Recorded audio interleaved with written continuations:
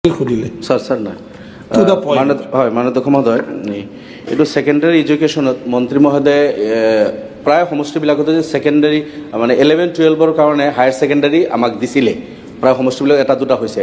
আৰু যি বিদ্যালয়সমূহত শিক্ষক আগৰ পৰা আছিল পিজি টিচাৰ তাতেই সাধাৰণতে পাৰমিশন দিয়া হৈছিল নতুনকৈ তাতে শিক্ষক দিয়া হোৱা নাই কিন্তু বহুত স্কুলত কিন্তু সমস্যা হৈ আছে কোনোবা ডিস্টেন্সত এমএ কৰিছে কৰসপন্ডেন্সত কৰিছে এনেকুৱা কৰি মোটামুটি জোৰাতালি দি এমএ আছিল এপ্লাই কৰিছে পাই গৈছে ছাত্ৰ ষ্টুডেন্ট সাফাৰ কৰি আছে এতিয়া ভাল শিক্ষক আমাৰ হাতত আছে যে নতুন যে নিযুক্তি দিছে টেটত এমএসসি এমকম এমএ ভাল ভাল শিক্ষক আছে সেইখিনি আনি যদি এই হায়াৰ সেকেন্ডাৰি স্কুলবিলাকত দিব পাৰে তেতিয়াহ'লে স্কুলখিনি ভালদৰে চলিব আৰু যেহেতু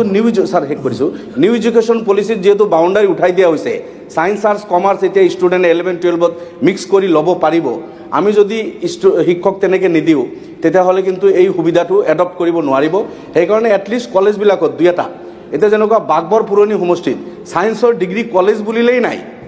মোৰ জনীয়া সমষ্টিত কমাৰ্চৰ কোনো কলেজ নাই তো এনেকুৱা বিদ্যালয়সমূহত কমচে কম বিদ্যালয় বা মহাবিদ্যালয়সমূহত এতিয়া বাগবৰত এটা পুৰণি বাগবৰত এটা ডিগ্ৰী সায়েন্স কলেজ জনীয়াত এটা কমাৰ্চৰ কলেজ বা হায়াৰ সেকেন্ডাৰীবিলাকত মই কৈছোঁ বা কমাৰ্চ সায়েন্স আৰ্টছৰ যদি তেনেকুৱা হায়াৰ সেকেন্ডাৰীখিনিত এটলিষ্ট শিক্ষক নিযুক্তি দিয়ে এই বিদ্যালয়সমূহ ভালদৰে চলিব মন্ত্ৰী মহোদয়ক এইটো অনুৰোধ কৰিছোঁ অধ্যক্ষ মহোদয় বিধায়কগৰাকীক মই ধন্যবাদ জনাইছোঁ তেখেতৰ পৰামৰ্শৰ কাৰণে ইতিমধ্যে আমি 408খন হাইস্কুল বা উচ্চ মাধ্যমিক বিদ্যালয়ক উচ্চতৰ মাধ্যমিক বিদ্যালয়লৈ উন্নীত কৰিছোঁ যদিও আমি তাত পোষ্ট ক্ৰিয়েট কৰা নাই পোষ্ট গ্ৰেজুৱেট টিচাৰৰ পোষ্ট ক্ৰিয়েট কৰা নাই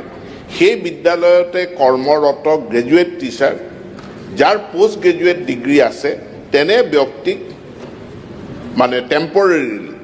এতিয়া অস্থায়ীভাৱে এই 11-12ত শ্ৰেণী ল'বলৈ কোৱা হৈছে এতিয়া মূল প্ৰশ্নটো হ'ল যে ইয়াত স্থায়ী পদ সৃষ্টি হ'ব নহয় নিশ্চিতভাৱে ইয়াত স্থায়ী পদ সৃষ্টি হ'ব আমি আনকি শিক্ষকৰ পদোন্নতিৰো প্ৰস্তাৱ দিছোঁ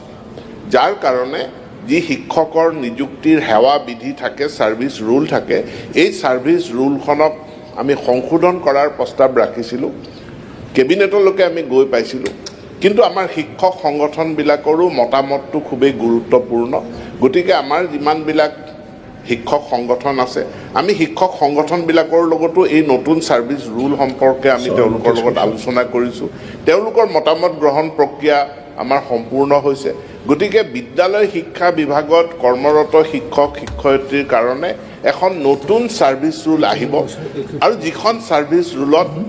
শিক্ষকৰ পদোন্নতিৰ ব্যৱস্থাও থাকিব আৰু এতিয়া আমি গ্ৰেজুৱেট টিচাৰ যিসকলক with post graduate degree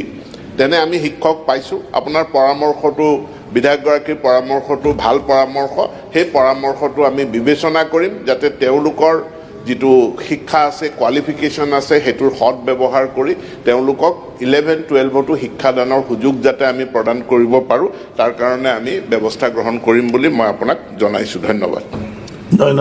next